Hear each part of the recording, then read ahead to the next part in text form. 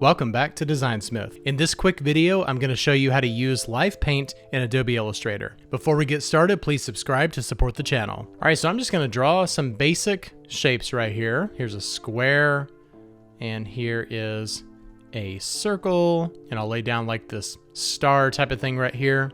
And then I'll also lay down a triangle right here. And I'm just going to compose these in such a way that's, somewhat interesting. It doesn't really matter too much. And I'm going to make a copy of this circle right over here. Okay, so we have somewhat of an interesting arrangement of objects here. It's not really well thought out, but that doesn't really matter. What I'm going to do is select everything. I'm going to go over here to our fill and stroke. I'm just going to turn off the fill.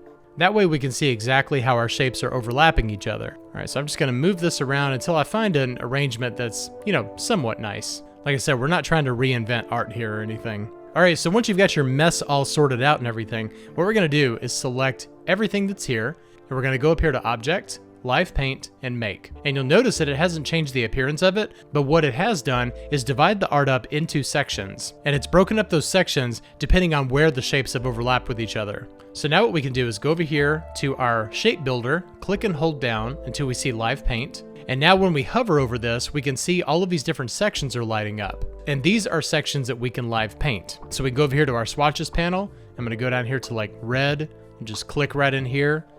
And then you can do the same thing with yellow and then just keep going. It's fairly straightforward.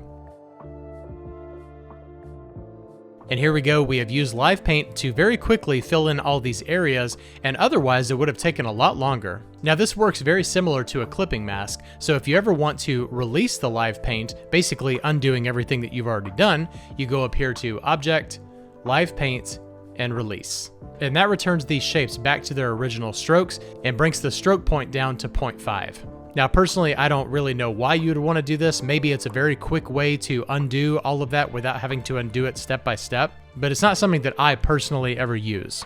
So I'm going to hit undo, and whenever you're finished with this, you can leave it exactly the way it is. However, if you want to expand it, you can do that as well. So we go up here to Object and Expand, and we'll expand Object, Fill, and Stroke, and hit OK. And now this is no longer live paint, so we can't actually paint this anymore, but it has turned it into a grouping of objects. So it's still all grouped together, and if you go up here to Object and Ungroup, then you can select just the color portion, and that's actually looking pretty cool right there, and the stroke portion.